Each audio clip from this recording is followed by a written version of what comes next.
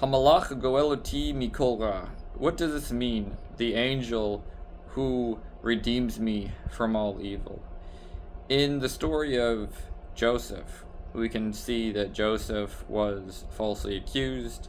He was first sold into slavery by his own cousins, who purchased him and sold him off to Potiphar.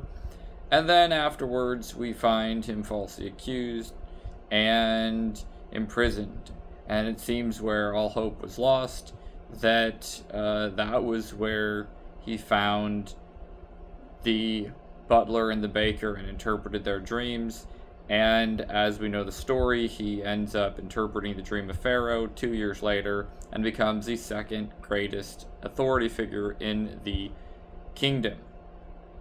Now, Jacob had long thought he was dead, and he finds in his old age that Joseph is alive. And when it says in Genesis, Hamalach goeloti mikol ra, what we find is that Jacob now is blessing Joseph's two children, Ephraim and Manasseh. And he puts his right hand on Ephraim, left hand on Manasseh, and he blesses them. And he says, Hamalach goeloti mikol ra, yivarech et hane'arim, ve'yikare vehem shmi. V'shem avotai, Avraham ve'yitzchak. Ve'yigdu l'rov b'kerev haaretz. And this is the blessing of Yaakov, of Jacob, on his grandchildren, where he had thought that Joseph was dead. And yet now he finds that he has grandchildren and is blessing his grandchildren, and says that the angel, Hamalach, Hagoeloti, who redeemed me. And this word Gaal, to redeem, is that the children were as good as dead. He thought Joseph had died, and he thought he'd never see any grandchildren from Joseph.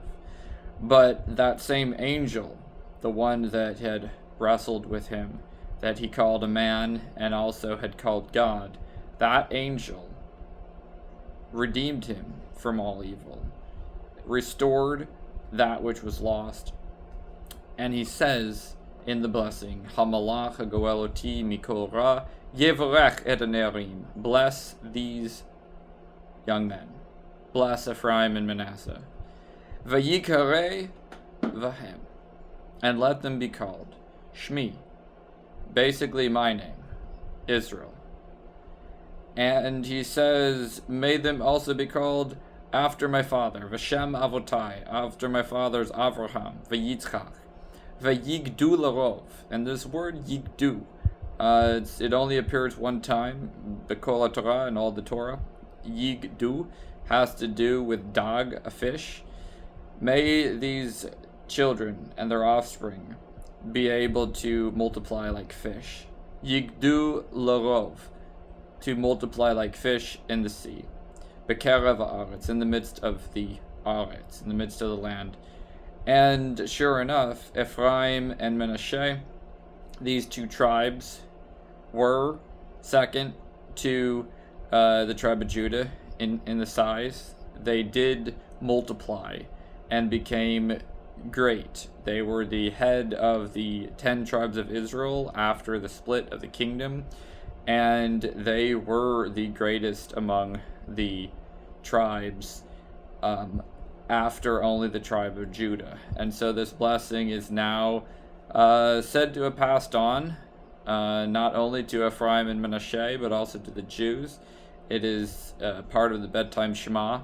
When we pray, Hamalach goeloti mikol ra, this is now part of God's blessing, not only to Ephraim and Manasseh, but also to every single person who is going to sleep.